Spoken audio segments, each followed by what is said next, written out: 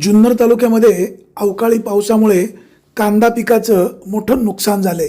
या संदर्भामध्ये शेतकरी संघटनेची काय मागणी आहे ऐकूयात। ब्युरो रिपोर्ट विघ्नर टाइम्स। आता आम्ही तहसीलदार साहेबांशी बोललो। त्यांनी म्हणजे आपण पंचनामे करण्याचे आदेश त्यांना दिलेले आहे। त्याच्या शेतकऱ्यांच्या कांद्याच्या बाबतीमध्ये द्राक्षाच्या बाबतीत नुकसान झाले आहे, पंचनामे करण्याचे आदेश महसूल खात्याला दिलेले आहे, परंतु तसं काय अजून जाणवत नाही। म्हणजे तलाट्यांना फोन केला होता, ते म्हणले चालले आमचं कामकाज पंचनाम्याचं। आणि खरं हे वास्तव आहे, प्रशासन जे महसूल खातं जे आहे त्यांनी तातडीने याच्या बाबतीमध्ये पावलं उचलायला पाहिजे होती, त्या पट्टीत ती उचलली गेलेली नाही। त्याच्यानंतरचा दुसरा मुद्दा जो आहे की जे मेंढपाळांचं जे नुकसान झालेले आहे ते फार मोठ्या प्रमाणामध्ये झालेलं आहे, त्यांनाही कुठेतरी ती नुकसान भरपाई मिळाली पाहिजे। कारण त्यांचं हातावरचं पोट जवळ 950 बकरी मेंढ्या आपल्या तालुक्यामध्ये या मयत झालेल्या आहेत आणि त्या 950 मेंढ्या ज्या मेंढपाळांच्या गेलेल्या आहेत त्या समाजाला कुठेतरी नुकसान भरपाई ही योग्य रीतीने मिळाली पाहिजे। आता अर्थात त्याच्यामध्ये सगळ्याच राजकीय पुढाऱ्यांनी हस्तक्षेप केलेला आहे, त्यामुळे त्यांना ती मिळेल अशी अपेक्षा बाळगण्यात काहीच अडचण नाही आहे। तहसीलदार साहेबांनी सुद्धा आता सगळ्यांना शब्द दिलेला आहे की योग्य ती नुकसान भरपाई त्या मेंढपाळांना मिळवून देण्याचा प्रयत्न शासनाच्या माध्यमातून केला। शेतकरी अगोदरच विविध समस्यांनी ग्रासलेला आहे आणि त्यातच आता पुन्हा वीज मंडळाने वीज तोडणी सुरू केली आहे। त्यामुळे या संदर्भात शेतकरी संघटनेची काय भूमिका आहे ऐकूयात। संदर्भातच आजची ही MSEBच्या संदर्भामध्येच आपण ही आजची पत्रकार परिषद MSEBच्या बाबतीमध्ये घेत आहोत। त्याचं कारण असं आहे की पाठीमागच्या वेळेस आपण जे म्हटलं होतं की तालुक्यातील जे लोकप्रतिनिधी आहेत ज्या सत्तेमध्ये आहे महाविकास आघाडी, तर त्या जे सत्तेमध्ये आहेत त्यांचे पदाधिकारी आहे ठिकाणी आहेत तालुक्यामध्ये, मग त्यांचे तालुका अध्यक्ष असतील, सरचिटणीस असतील किंवा विद्यमान आमदार असतील, त्या आव्हानाला त्यांनी आमच्या प्रतिसाद दिला। अतुल शेटवेंके यांनी, विद्यमान आमदार आपल्या तालुक्याचे, आम्ही त्या ठिकाणी गेलो। त्या ठिकाणी त्यांनी अधिकाऱ्यांना निमंत्रित केलं आणि सांगितलं की कुठल्याही शेतकऱ्याचं वीज कनेक्शन कट केलं जाणार नाही, तोडली जाणार नाही आणि लवकरच ऊर्जा मंत्र्यांबरोबर, अजितदादांबरोबर आणि प्रजापती तनपुरे जे आहे राज्यमंत्री त्यांच्याबरोबर तुमची मीटिंग लावून दिली जाईल। परंतु त्यांनी त्या बाबतीमध्ये मीटिंगच्या बाबतीमध्ये कुठलाही ठोस निर्णय घेतला गेलेला नाही आणि जी MSEBच्या बाबतीमध्ये चाललेली जी गफलत आहे ते काय करतात, तिथे जा 2 डिप्या बंद कर, तिथे जा 3 डिप्या बंद कर। त्या बाबतीमध्ये खरं तर तालुक्याचे लोकप्रतिनिधी यांनी जातीने लक्ष घातलं पाहिजे की ही जी अवकाळी झालेली आहे याच्यामध्ये अक्षरशः शेतकऱ्यांचं कंबरडं मोडलेलं आहे। ज्या कारखान्याने FRPची रक्कम एकरकमी शेतकऱ्यांना दिलेली नाही, शेतकरी हा भयंकर अडचणीत आहे। खरं तर हे तालुक्यातील लोकप्रतिनिधींचं काम आहे शेतकऱ्यांच्या पाठीमागं खंबीर उभं राहण्याचं, परंतु आज शेतकरी संघटना आम्ही शेतकऱ्यांच्या पाठीमागे खंबीरपणे उभे आहोत। आम्ही आजही चॅलेंज करतो, सांगतो शेतकऱ्यांना ज्या डिप्या बंद केलेल्या असतील त्या या, आम्ही तुमच्या डिप्या चालू करून देतो। आपण MSEBला एकही रुपया देणं लागत नाही, फार कुठेही नेलं कोर्टात जा, काय करायचं ते करा, फक्त शेतकऱ्यांनी कनेक्शन तोडणीला कटिंगला आल्याच्या नंतर जो अधिकारी येईल त्याला फक्त एकच प्रश्न करायचा आहे की तुझ्याकडं आमचं कनेक्शन कट करण्याचा, वीज तोडण्याचा अधिकार आहे का, असेल तर ते पत्र दाखवा आम्हाला, कोणत्या अधिकाऱ्याच्या याने ते महत्त्वाचं आहे। आणि ते जर नसेल तर तू आम्हाला लेखी दे की आज मी लाईट बिल न भरल्यामुळे मी तुमचं कनेक्शन कट करीत आहे, असं तू आम्हाला लेखी दे आणि आमचं कनेक्शन कट कर। हे शेतकऱ्यांनी जागरूक होऊन सामोरं गेलं पाहिजे प्रत्येकाला। आता आपल्या तालुक्यात एवढे कनेक्शन आहेत, आपण प्रत्येक शेतकऱ्याच्या बांधावरती कधी अधिकारी तोडणी येईल आपल्याला सांगता येत नाही, पण ज्यावेळेस शेतकरी आमच्याशी संपर्क साधतो त्यावेळेस आम्ही नक्कीच त्यांच्या मदतीला धावून जातो। 4-2 डिप्या ज्या बंद केल्या होत्या त्या आम्ही चालू केलेल्या आहे आजही, आणि मी शेतकऱ्यांना आजही आव्हान करतो की येणारा जो MSEBचा अधिकारी असेल कनेक्शन कट करायला आल्याच्या नंतर त्याच्याकडं तुम्ही एकतर लेखी मागा, नसल लेखी मागायचं तर तुमचं कनेक्शन कट करण्याचा आदेश काय आहे तो त्याच्याकडून घ्या, आणि तो आदेश नसेल तर बेकायदेशीररित्या कुठल्याही अधिकाऱ्याला शेतकऱ्याचं विद्युत पंपाचं वीज कनेक्शन तोडण्याचा अधिकार नाही. कारण आपल्याकडं संपूर्ण कोर्टाची कागदपत्रे आहे, ती बेंचची आहेत, एका कोर्टाची नाही आहे.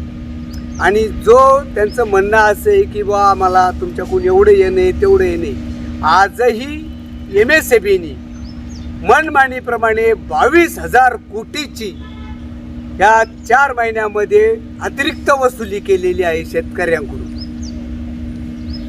22,000 कोटीची अतिरिक्त जी वसुली केलेली आहे ही शेतकरी देणं लागत नाही. केवळ हा शेतकऱ्यांमध्ये नसलेला समन्वय आणि तालुक्यातील जे नेते मंडळी आहेत यांनी, पुढारी मंडळी आहेत ज्या ज्या पक्षाशी, त्यांनी केलेला संभ्रम, त्या संभ्रम अवस्थेमध्ये शेतकरी हा सापडलेला आहे. तो दुविधा मनस्थिती आहे.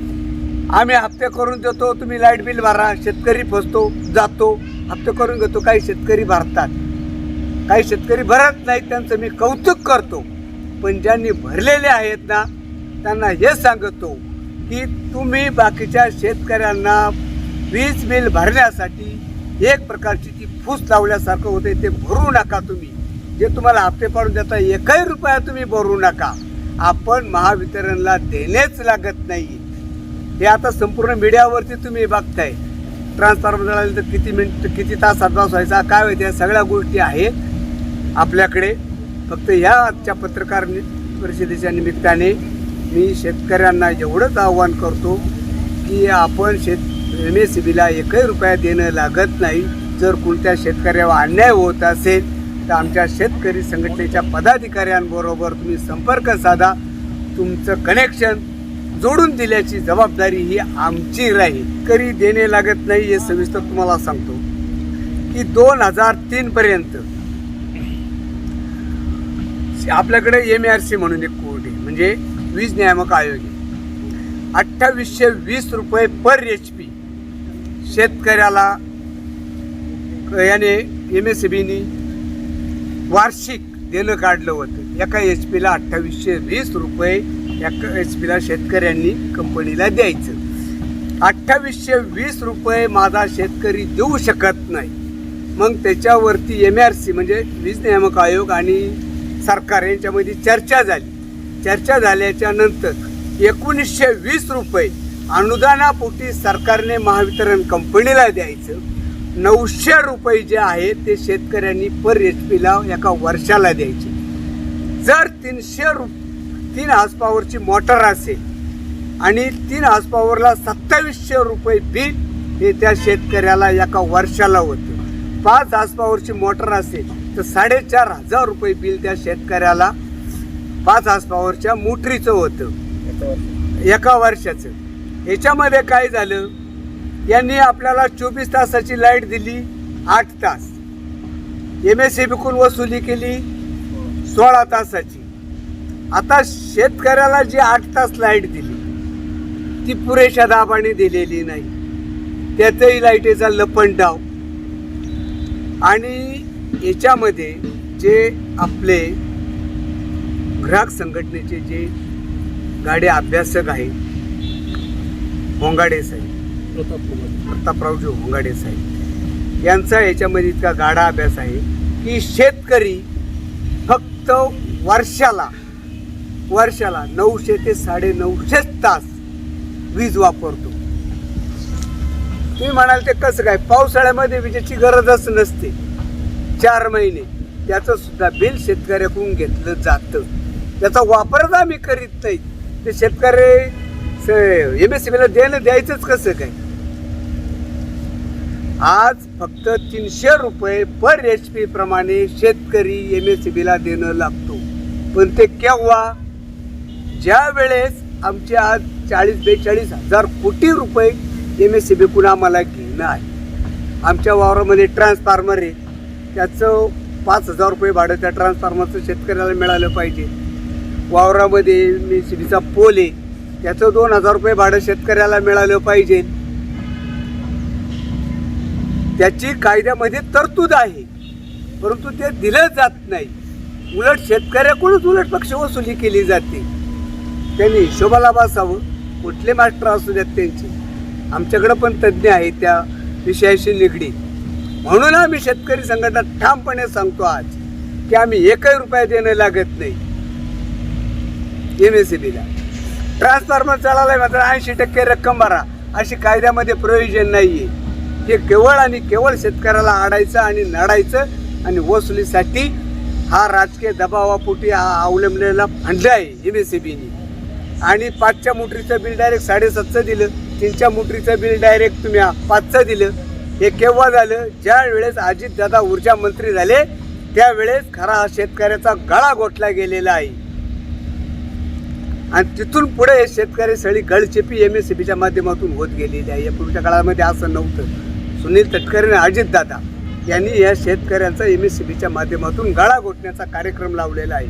आणि त्यांनीच हा फंड आणलेला आहे की 80% ज्या DPवर ट्रान्सफॉर्मरची वसुली असेल तर ट्रान्सफॉर्मर दिला जाईल. पण कायद्यामध्ये तशी कुठलीही तरतूद नाही आहे. त्या अधिकाऱ्यांवर दबाव आणायचा, अधिकाऱ्यांनी शेतकऱ्यांवरती दबाव आणायचा आणि वसुली करायची.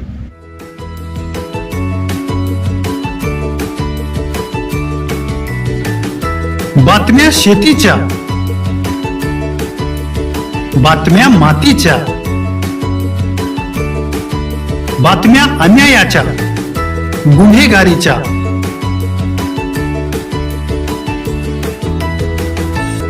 राजकारणाच्या आणि समाजकारणाच्या,